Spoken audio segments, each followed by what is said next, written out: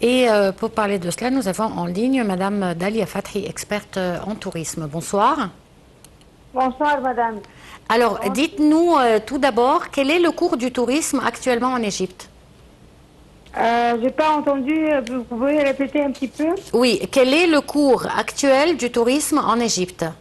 Bon, depuis qu'on a eu la chance que le tourisme arrive après la pandémie de Covid-19, il y a un an et demi, voilà, le pourcentage des touristes varie entre 60% aujourd'hui au lieu d'avoir le zéro.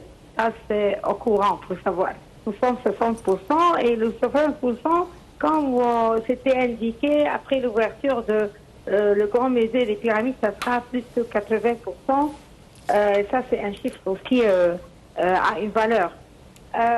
Au courant aussi que le touriste francophone arrive il y a 6 mois, voilà, qu'il y a eu une sorte de nombre de touristes qui arrivent en groupe de 40, surtout sur la Haute-Égypte, il y a beaucoup de nombres qui préfèrent faire une grande croisière qui fait 7 nuits. Et 7 nuits, c'est-à-dire ils passent au moins 10 jours en Égypte. Ça aussi, au Caire, c'est un peu influencé.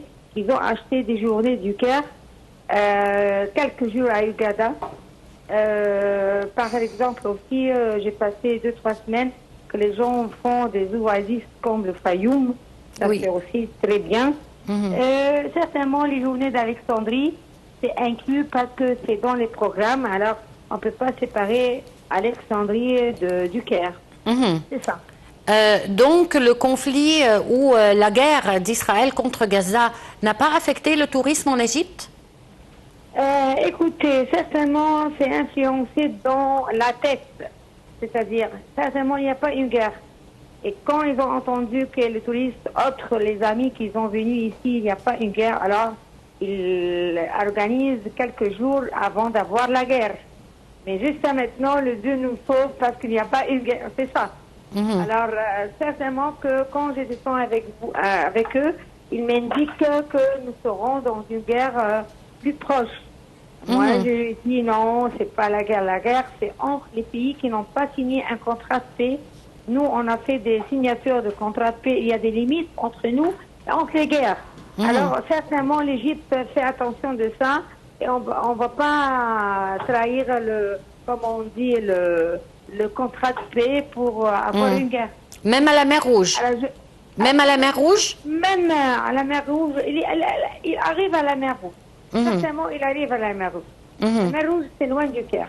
Et aussi, quand ils viennent passer le temps à Luxor à Assouan, et certainement, c'est loin du Caire, c'est plus à l'aise. On va dire ça. Parfait. On va dire que le pourcentage à Luxor, à mon avis personnel, c'est 100%. Parfait. Parce que le Caire, si elle est 60, Luxor, c'est 100%. Parfait. Les avions charter arrivent chaque semaine, deux fois, 3 fois par semaine. Parfait. Espérons que ça va continuer. Madame Dalia Fathi, vous êtes experte en tourisme. Vous remercie beaucoup pour cette intervention. On arrive ainsi à la fin de notre édition pour ce soir. On vous dit donc au revoir et à demain avec un nouveau collègue. Au revoir.